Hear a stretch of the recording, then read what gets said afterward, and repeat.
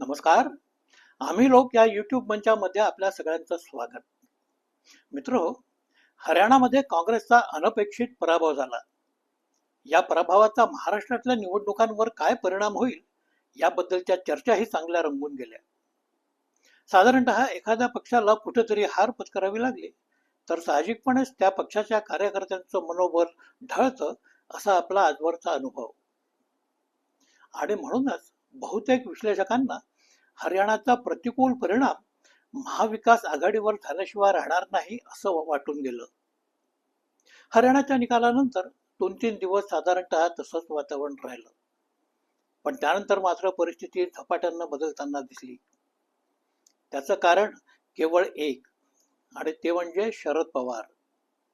पवारांनी ज्या पद्धतीनं आपल्या पश्चिम महाराष्ट्रातल्या बुरुजाची बांधबंदिस्ती चालवली ती पाहिली की या योद्ध्यांना ही लढाई खरोखरच जीवन मरणाची लढाई म्हणून स्वीकारलेली दिसते. शरद पवारांच्या आजच्या साऱ्या हालचाली पाहिल्या की या माणसाचा जन्म जणू केवळ आणि केवळ राजकारणासाठी झाला असावा हे पटून जातं. भाजपाची निवडणूक यंत्रणा ही सतत 5 वर्ष कार्यरत असते असं म्हणतात. तसंच शरद पवारांचं डोकंही 24 तास राजकारण करणारं आहे असं त्यांच्या सोबतीनं काम केलेले अनेक लोक सांगतात. हे खरंच आहे, पण त्याचं खरं वैशिष्ट्य हे आहे की विपरीत परिस्थितीत देखील ते कधी विचलित होणारे नाहीत. मुख्य म्हणजे बदलत्या राजकीय परिस्थितीत स्वतःच्या भूमिकांमध्ये कालानुकूल बदल घडवून आणण्याचं एक तंत्र सतत त्यांच्या डोक्यात सुरू असतं. म्हणूनच वाढत्या वयामुळं कालबाह्य होण्याचा धोका त्यांना आजवर कधीही निर्माण झालेला नाही, आजही नाही. राष्ट्रवादी काँग्रेसची त्यांनी जेव्हा स्थापना केली तेव्हा नवतरुणांची एक पिढीच्या पिढीच त्यांनी राजकारणात स्थापित करण्याचा विक्रम केलेला. आज पुन्हा एकदा अति नवतरुणांच्या हाती सत्ता सोपवण्याचं काम त्यांनी हाती घेतलेलं आहे. साधारणतः कुठल्याही व्यक्तिकेंद्रित पक्षाला एवढे मोठाले राजकीय बदल घडवून आणणं हे केवळ अशक्य मानलं जातं, पण पवारांनी स्वतःला काल सुसंगत ठेवण्याची ही कला अगदी नैसर्गिकपणे आपल्यामध्ये विकसित करून घेतलेली आहे. म्हणूनच काळ बदलला, राजकारण बदललं, राजकारणाचे मुद्दे आणि विषय बदलले, तरी पवारांच्या आवाक्याबाहेर सारं काही गेलाय असं कधी झालेलं नाही. गेल्या 15 पश्चिम महाराष्ट्रातून शरद पवारांच्या पक्षात मोठ्या प्रमाणावर लोक येत असल्याच्या बातम्या येत आहेत. त्यामुळे येत्या निवडणुकात भाजपाला निकराचा दणका हा पश्चिम महाराष्ट्रात बसल्याशिवाय राहणार नाही असंही स्पष्ट होत आहे. मित्रो, हरियाणा आणि महाराष्ट्राच्या राजकारणात आणि राजकीय स्वभावामध्ये फार मोठं अंतर आहे. हरियाणातलं राजकारण हे बहुवंशी जातीय आणि आर्थिक हितसंबंधांचंच म्हणावं असं राजकारण. अर्थातच अशा प्रकारचं राजकारण हे सगळीकडेच असणार, आपल्याकडेही काही प्रमाणात आहेच. पण महाराष्ट्रातल्या राजकारणामध्ये या घटकांशिवाय सर्वात महत्वाचा घटक आहे तो मराठी अस्मितेचा. ही बाब आपण वेगळ्यानं एक लक्षात घ्यावी अशी ही बाब. हरियाणातली लढाई ही भाजपा आणि काँग्रेस या 2 राष्ट्रीय पक्षातली थेट लढाई होती.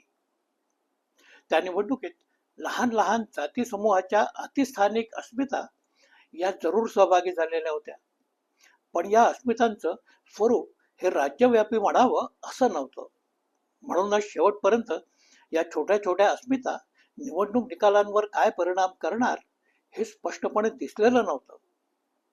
म्हणूनच तिथल्या प्रत्येक मतदारसंघात या विषयानं वेगवेगळे परिणाम घडवून आणल्याचं निकालानंतर दिसलं.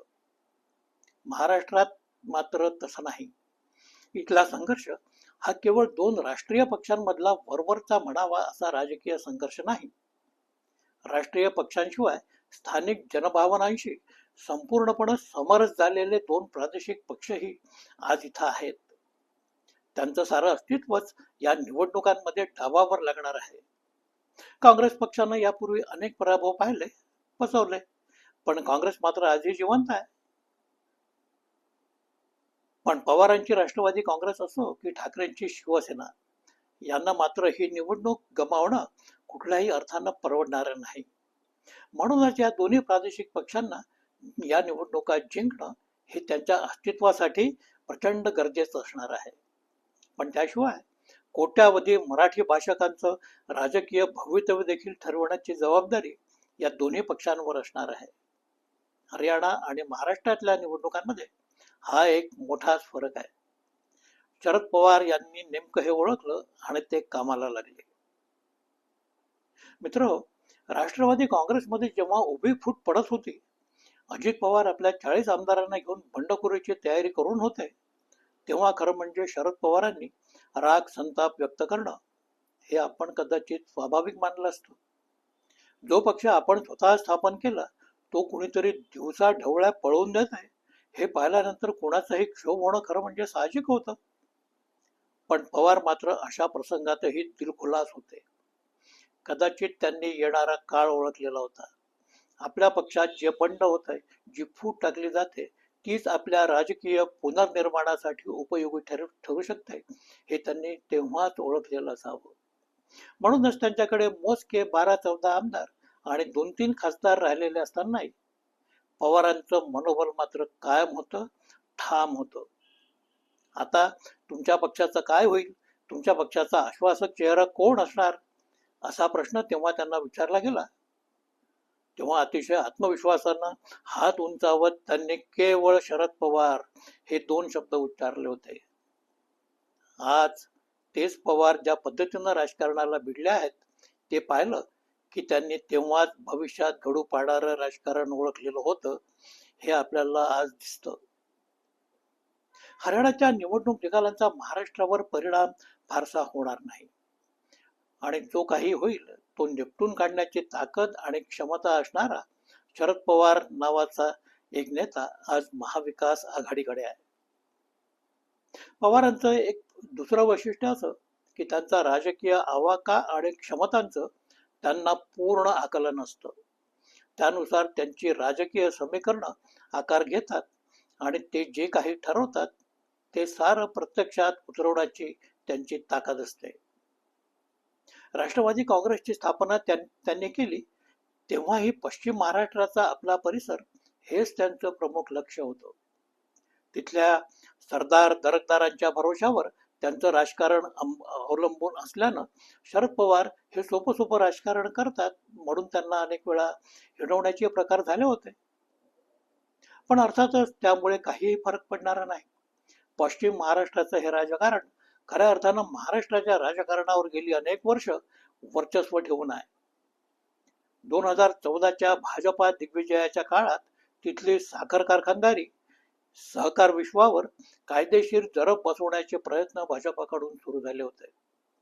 त्यातूनच विजयसिंग मोहिते पाटील, समरजित सिंग घाटगे किंवा रामराजे निंबाळकर यासारख्या बड्या लोकांना भाजपाच्या राजकारणाला साथ देणं अपरिहार्य बनलं होतं. शरद पवार हे बदलतं राजकारण निमूटपणे पाहत होते.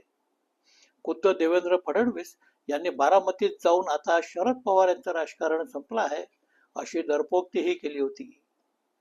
पण पवारांनी दिलखुलासपणे हे सारे वार झेलले. आज राजकारण वाऱ्याच्या वेगानं बदलत चालल्याचं साऱ्यांनी ओळखलंय. त्यामुळे पश्चिम महाराष्ट्रातल्या राजकारणाचीही पुनर्मांडणी झपाट्याने होताना आपण पाहतोय. या बदलत्या राजकीय प्रक्रियेचा केंद्रबिंदू अर्थातच आहे शरद पवार. बेरजेचं राजकारण हे पवारांच्या राजकारणाचं खरं वैशिष्ट्य. अजित पवार 40 आमदारांना घेऊन भाजपाकडे वळले तेव्हाच पश्चिम महाराष्ट्रानं जणू शरद पवारांच्या पाठीशी राहण्याचा निर्णय केलेला होता. त्यानुसार पवारांनी जुनं बिघडलेलं सारं राजकारण ताळ्यावर आणलं. बारामतीत अनंतराव थोपटे असोत, हर्षवर्धन पाटील असोत, त्यांची मनं त्यांनी वळवली. सोलापुरात विजयसिंग मोहिते पाटलांशी असलेलं जुनं सख्य त्यांनी पुन्हा सुरळीत केलं. फलटणमध्ये भाजपाच्या उपटसुंब राजकारणापायी रामराजे निंबाळकर यांना अजित पवारांकडे जावं लागलेलं होतं. आता रामराजे पुन्हा शरद पवारांच्या राष्ट्रवादीत जाण्याची तयारी करतायत. पुणे जिल्ह्यात अजित पवारांच्या पक्षाला त्यांनी मोठा सुरुंग लावलाय. साताऱ्यात राष्ट्रवादीची मुळं घट्ट आहेत. कोल्हापुरातही आज त्यांच्या मनासारखं राजकारण आकाराला येत आहे. मराठवाड्यात सूर्यकांत पाटील, माधवराव किन्हाळकर यांच्यासारखे लोक परतले आहेत. थोडक्यात पवारांनी सुरू केलेल्या या साऱ्या बांधबंदिस्तीमुळं या साऱ्या प्रदेशातून भाजपाला हद्दपार करणं आता पवारांना शक्य होणार आहे. महाराष्ट्राच्या राजकारणात वर्चस्व ठेवून असणाऱ्या या जीवट प्रदेशात भाजपाचं अस्तित्व संपलं तर महायुतीसाठी सत्ता सोपान गाठणं अर्थातच कठीण होईल. तसं म्हणाल तर पश्चिम महाराष्ट्रात भाजपाची स्वतःची ताकद अशी फारशी कधीही नव्हती. याउलट शरद पवारांच्या राष्ट्रवादीनं तिथं प्रत्येक निवडणुकीत 25 ते 27 जागा नेहमी जिंकलेल्या आहेत, तर काँग्रेस आणि शिवसेना यांचीही प्रत्येकी 10 जागा जिंकण्याची क्षमता तिथं आहे. आज पवारांनी चालवलेले एकूण प्रयत्न पाहता यावेळी या प्रदेशात भाजपाला निर्णायक दणका मिळण्याची चिन्ह आहेत. मुंबईत उद्धव ठाकरे आणि एकनाथ शिंदे यांच्या पक्षांचे दसरा मेळावे पार पडले. त्यात उद्धव ठाकरे यांनी प्रति शिवसेनेवर मात केल्याचं आपण पाहिलं.